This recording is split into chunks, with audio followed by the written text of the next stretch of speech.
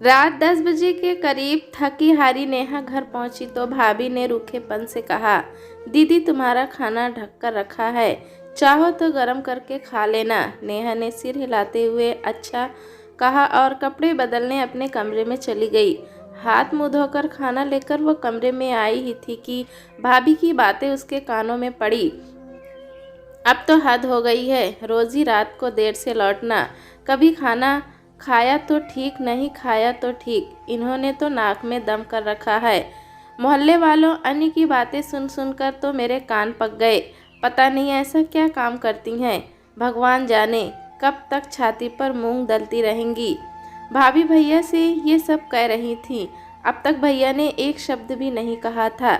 इस पर खींचती हुई भाभी बोली, अब कुछ बोलो भी, तुम्हारी शय पाकर ही तो सिर पर चढ़ती जा रही हैं।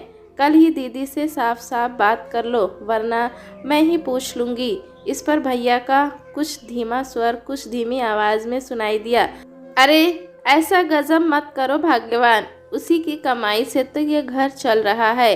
कुछ और निर्णय ले लिया उसने तो पछताती फिरोगी। भूल गई क्या वो पिछली घटना, जब हमारे तंग करने पर गर्ल्स हॉस्टल रहने चली गई थी वो। तब घर में कैसे फाके पड़ गए थे, कितनी मुश्किल से मना कर लाए थे हम उसे। ये बातें नेहा के दिल में नश्तर सी चुभ रही थी। ये सब बातें अब तो आए दिन होने लगी थी। नेहा सुन सुनकर थक चुकी थी। हर बार खून का घूंट पीकर रह जाती। उसकी भूख खत्म हो चुकी थी। उसने थाली को वापस रसोई में लाकर रख दिया और चुपचाप बिस्तर पर आकर लेट गई। नींद आंखों से कोसों दूर थी। सुबह उसे जल्दी मिसेज अग्रवाल के यहाँ पहुँचना था। दिन भर कभी ट्रेन का तो कभी बस का सफ़र करना, वो एक जगह से दूसरी जगह पहुँचना, ये उसकी दिनचर्या का हिस्सा था।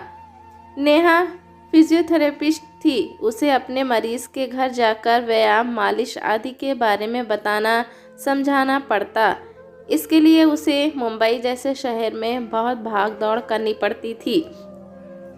उसके मरीजों में कई नामी गिरामी हस्तियां थीं। काफ़ी अच्छी प्रैक्टिस चल रही थी उसकी, पर इस मुकाम तक पहुंचने में उसे काफ़ी मेहनत व संघर्ष करना पड़ा। जिंदगी के 15 साल उसने इस पेशे में बिता दिए थे, तब कहीं जाकर वो इस मंजिल तक पहुंची थी।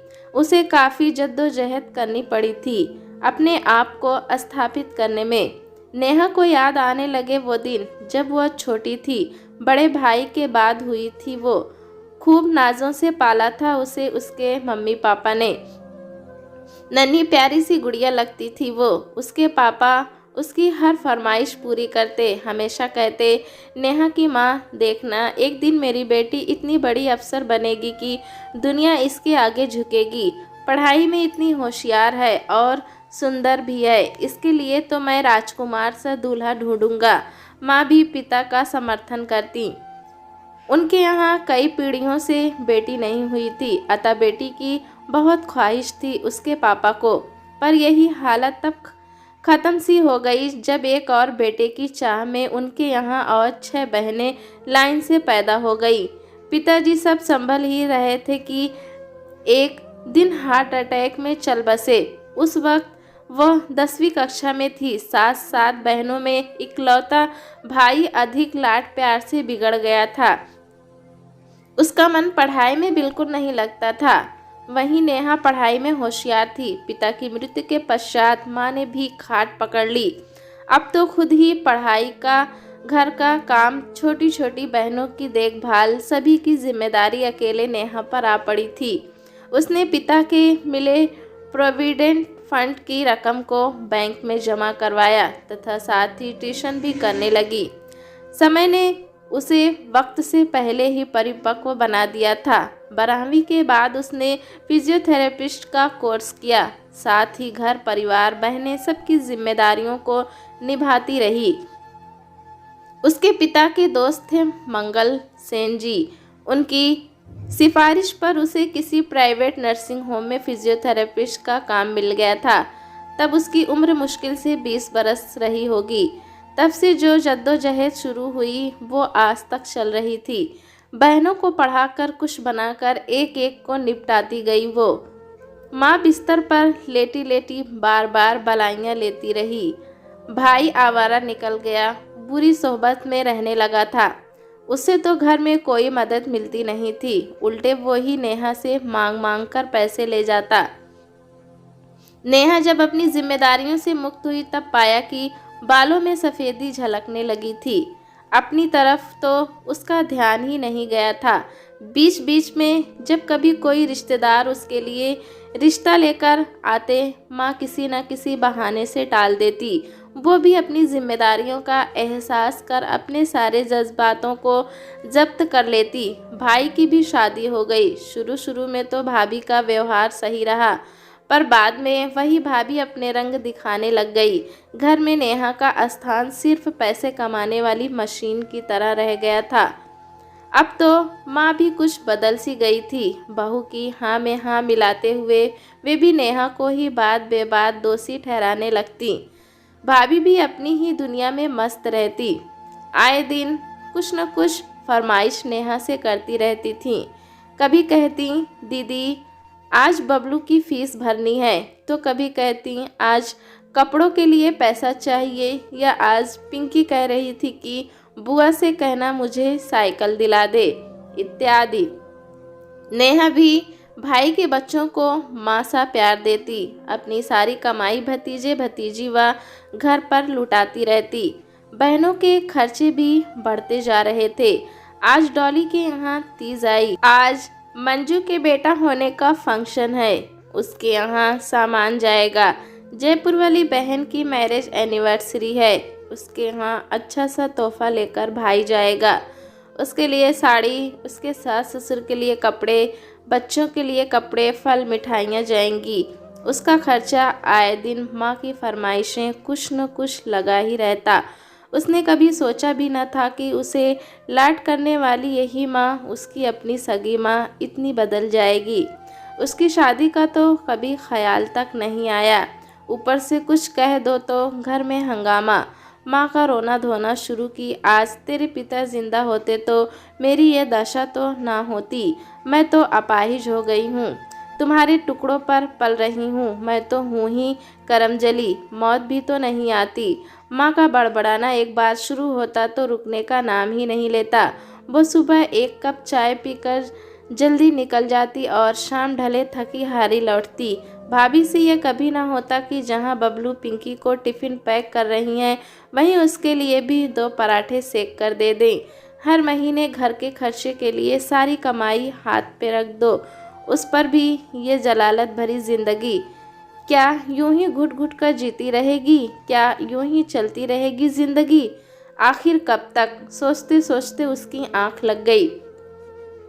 अगले दिन जब उठी तो सिर बहुत भारी था। मन नहीं कर रहा था तैयार होने का, पर घर पर रहकर भी क्या करती। दूसरे मिसेज अग्रवाल की आर्थराइटिस बहुत बड़ी हुई थी। उनका व्यायाम व मसाज करने के लिए जाना ही था। बहुत पुरानी मरीज थी वो उसकी। फीस भी अच्छी मिलती थी वहाँ से। बेमन से तैयार हुई, 1 कप चाय पीकर निकल पड़ी। उसके काम पर जाने के रास्ते में एक अनाथालय पड़ता था। वो जब भी विले पार्ले उतरकर अपनी मरीज के घर तक पहुंचती, उस अनाथालय की ओर बरबस ही उसकी दृष्टि उड़ जाती। कुछ समय से 4-5 साल का एक प्यारा सा बच्चा अनाथालय के गेट को अपने नन्हे नन्हे हाथों से पकड़े खड़ा हुआ उसे जाते टुकुर टुकुर देखता रहता। वह भी उसकी प्यारी सी मुद्रा पर दृष्टि डाले बिना ना रह पाती। काफ़ी दिनों तक ये क्रम चलता रहा। एक दिन वह कुछ टाफियाँ लेकर उस बच्चे के पास पहुंची और बैग से निकालकर उसे देने ही वाली थी कि वो घबराकर पीछे मुड़ा और लंगड़ाता हुआ अंदर चला गया। नेहा उसकी चाल को देखकर उसकी परेशानी समझ गई और काफ़ी देर तक वहाँ खड़ी रही।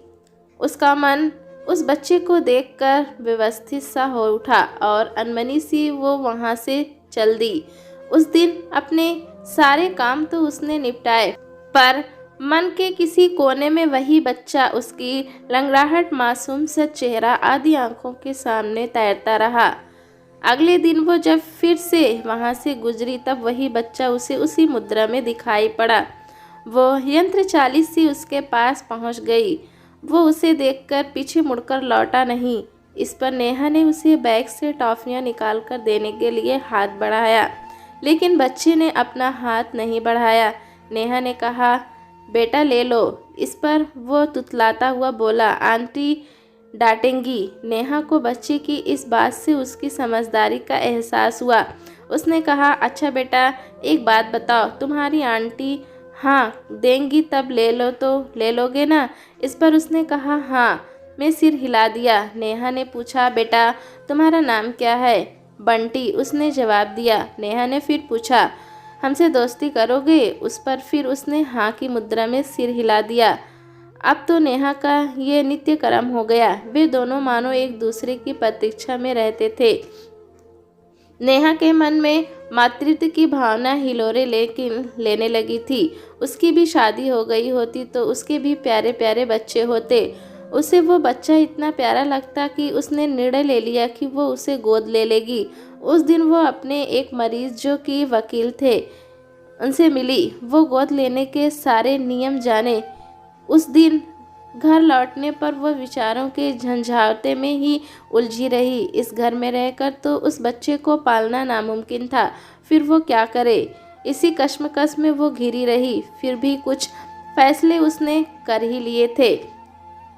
उसने घर वालों की चोरी से बैंक अकाउंट खोल रखा था, जिसमें वो हर महीने रुपए जमा कराती आ रही थी। अब तक तो काफ़ी पैसे इकट्ठे हो गए थे। उसने निर्णय लिया कि वो अपना अलग घर ले लेगी, चाहे छोटा सा ही क्यों ना हो। इस निर्णय में मानो उसे जीवन जीने की एक नई दिशा मिली।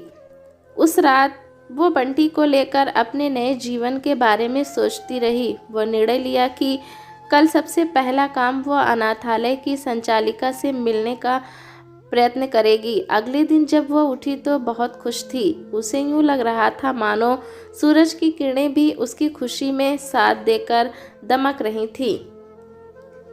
वह तैयार होकर निकली। वह अनाथालय पहुंची। बंटी हमेशा की तरह अनाथालय के गेट के पास ही खड़ा था। उसे लेकर वो अनाथालय की संचालिका के पास जा पहुंची। वो बंटी को गोद लेने की अपनी मंशा उसने जाहिर की। उसकी आर्थिक स्थिति, कामकाज आदि के बारे में विस्तृत जानकारी पूछी गई। इन सब से संतुष्ट हो उसे कुछ औपचारिकताएं पूरी करने के लिए अगले दिन बुलवाया गया। उस दिन उसने अपनी पहचान के बिल्डर से मिलकर एक फ्लैट खरीदने की बात की। वो अग्रिम राशि के रूप में रकम जमा करवाने की बात हो गई। फ्लैट भी वो देख आई। फ्लैट का कब्जा भी उसे जल्द ही मिल जाना तय हो गया। अब समस्या ये थी कि दिन भर बंटी के पास कौन रहेगा, कौन से स्कूल में उसे दाखिला दिलाना सही रहेगा। इसका भी प्रबंध उसने कर लिया। पूरे दिन की आया का इंतज़ाम हो गया। स्कूल भी घर के पास ही था। वहाँ भी नेहा दाखिला की बात कराई, फॉर्म वगैरह ले आई। अब उस बंटी का संरक्षण मिलते ही वो उसे घर लाने को आतुर थी, अपनी एक छोटी सी दुनिया शुरू करने के लिए, जिसमें वो होगी और मातृत्व की कमी पूरा करने के लिए बंटी होगा। उसे बेटा मिलेगा और बंटी को माँ। उस रात घर आकर उसने अपने निर्णय से घर वालों को अवगत कराया। सबके चेहरे पक पड़ गए। भाई व भाभी ने बच्चों की दुहाई दी। कहा, क्या तुम्हारे भतीजे भतीजी तुम्हारे अपने नहीं हैं, जो पराया बच्चा गोद लेने की सोच रही हो, वो भी जिसकी जात का पता भी नहीं, माँ बाप का भी नहीं पता। खूब रोना धोना हुआ। उसे तरह तरह से समझाया गया, रिश्तों की दुहाई दी गई, उसके दायित्व का एहसास कराया गया। साम दाम दंड भेद जब कुछ भी काम न कर सके तब माँ ने रोना शुरू कर दिया। नेहा तब भी नहीं पिघली। उस दिन उसने पहली बार अपना मुंह खोला कि रिश्तों की दुहाई दे रहे हैं आप लोग, मैं तो सिर्फ पैसा कमाने की मशीन हूँ। मेरे दर्द को कभी समझा है आप लोगों ने? मेरे भावनाओं की कद्र की क्या आप लोगों ने? मैं तो छाती पर मूंग दल रही हूँ ना आप लोगों के। मेरी वजह से मोहल्ले में आपकी छी छी हो रही है ना। मैं भी कभी विवाह योग्य थी क्या? मेरी चिंता हुई थी आप लोगों को। कहने को ये मेरी माँ है, पर इन 35 सालों में इन्होंने मेरे साथ जैसा व्यवहार किया वैसा तो सौतेली माँ भी न करती। फिर भाभी के लिए तो क्या कहूँ, वो तो पराए घर की लड़की हैं। मेरा यह भाई, जिसे भाई कहने में भी शर्म आती है, क्या दायित्व निभाया इसने भाई होने का? जब से होश संभाला है माँ तुम्हारी ही गृहस्थी को पार लगाती रही है ना। तुम्हारा ये लाडला संभालेगा अपनी जिम्मेदारी। तब सारे नेक पूरे करवाना अपनी बेटियों के, जो मुझसे करवाती रही, जिन बेटियों का पक्ष लेकर मुझसे लड़ती रही। अब आए ना वो आप लोगों को संभालने। आपकी बेटियों ने भी जैसा व्यवहार मेरे साथ किया, दुश्मन भी न करता। सुबह से रात तक काम में अपने आप को डुबाए रखा, असमय ही बूढ़ा बना दिया मुझको। क्या मेरे कुछ अरमान नहीं हो सकते हैं? इसके बारे में सोचा कभी आपने? बहुत जी ली आप लोगों के लिए, अब जीऊंगी सिर्फ अपने लिए और अपने बेटे के लिए। सभी को अवाक छोड़ वह अपने कमरे में आई, अपना सामान समेटा और अगली सुबह का इंतज़ार करने लगी। अब वो भी अपने छोटे से आशियाने में अपने बेटे के साथ रहेगी। अगली सुबह जब वह सूटकेस लेकर अपने कमरे से बाहर निकली तो देखा बैठक में पूरा परिवार जमा था। बच्चे सहमे हुए थे। भाई ने बोलने के लिए मुंह खोला ही था कि तपाक से नेहा ने कहा, बस मुझे और कुछ नहीं सुनना। मेरा निर्णय अंतिम निर्णय है और इसे मैंने बहुत सोच समझ कर लिया है। बच्चों की पढ़ाई के लिए मैंने बैंक में पैसे जमा करवा दिए हैं। ये लो पासबुक और चेकबुक। मैं नहीं चाहती कि आपके साथ ये निर्दोष भी सज़ा भुगते। और ये कहकर अपना सामान लिए वो तीर सी निकल गई। सबको अवाक छोड़कर थोड़े दिनों तक वह हॉस्टल में रही। इस बीच उसे फ्लैट का कब्जा मिल गया। घर का ज़रूरी सामान खरीदकर घर को व्यवस्थित किया, अनाथालय जाकर सारी ज़रूरी औपचारिकताएं पूरी की और बंटी की उंगली पकड़कर आ गई अपने घर। बंटी घर आकर बहुत प्रसन्न था। कहने लगा, आंटी ये घर तो बहुत सुंदर है। इस पर नेहा ने बंटी से कहा, आज से मैं तेरी आंटी नहीं माँ हूँ बेटा, बोलना माँ। बंटी ने कहा, माँ। नेहा ने उसे सीने से लगा लिया। उसकी आंखें नम थी। यह खुशी के भावातिरेक का संकेत था। नेहा ने निश्चय किया कि वो घर पर ही ज़्यादा से ज़्यादा मरीज देखा करेगी ताकि बंटी के पैर को भी ठीक कर सके।